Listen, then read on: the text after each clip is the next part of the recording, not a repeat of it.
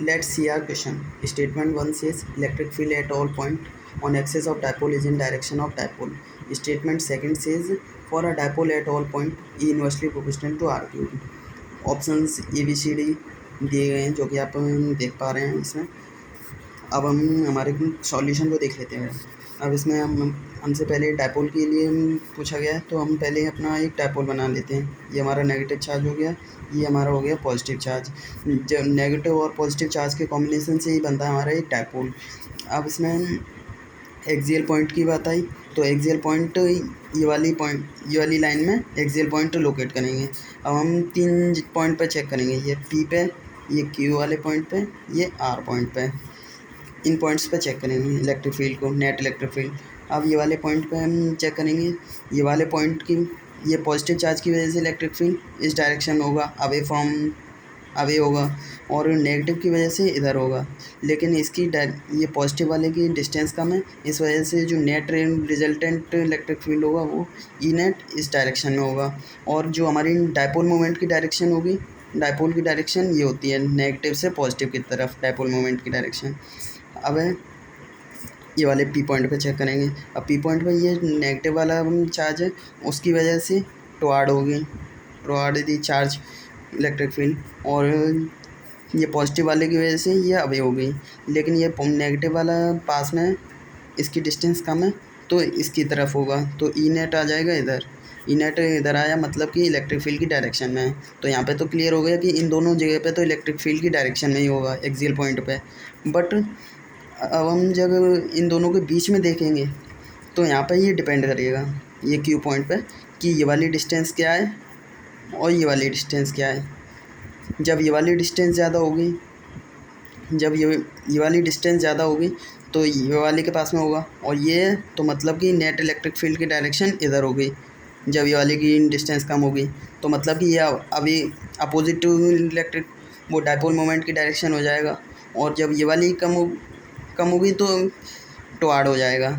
तो इस वजह से जो स्टेटमेंट फर्स्ट है हमारा कि electric field eight all point on axis of dipole is in direction of dipole, तो ये गलत हो जाएगा हमारा यहाँ पे। अब हम देख लेते हैं हमारे स्टेटमेंट सेकंड को, for a dipole at all point E inversely proportional to R cube. अब इसके लिए ई एक्सियल देख लेते हैं। एक्सियल पॉइंट पे हमारी इलेक्ट्रिक फील्ड क्या होता है। Electric field at axial point होता है 2k p r में आर स्क्वायर माइनस में L square, R square minus में एल स्क्वायर की whole square, power whole square. ये होता है हमारा। जब इसी को हम जब इसमें वैल्यूज़ लगाते हैं कि जब एक कंडीशन लेते हैं कि आर बहुत much and much greater than L होता है, तब इसी से बनता है हमारा 2kp में आर क्यूब। ये बन जाता है हमारा इसी से। लेकिन अब हम इसमें डिपेंड करेगा, इसलिए हम चेक करेंगे। जैसे हमने इसमें निकाला ये वाले पॉइंट के लिए, इन दोनों के बीच में ये डिस्टेंस तो हो गई हमारी आर डिस्टेंस है, और ये हमारी एल डिस्टेंस, और ये हो गई एल डिस्टेंस बीच वाले पॉइंट से डायपोल मोमेंट के लिए। अब हमने हाइपोथेटिकल कंडीशन ले ली कि ये आर है वो इक्वल में L/2 है। जब आर L/2 है तो फॉर्मूला तो आएगा 2kp L/2 में ये एल स्क्वायर माइनस में L/2 माइनस में एल स्क्वायर इक्वल में L/2 का होल स्क्वायर। यहाँ पे आएगा 2kp L/2 L की पावर 4 इंटू में L की पावर 4 अपॉन में यहाँ पे आ जाएगा 4, तो ये 2 से 2 कैंसिल हो जाएगा। यहाँ पे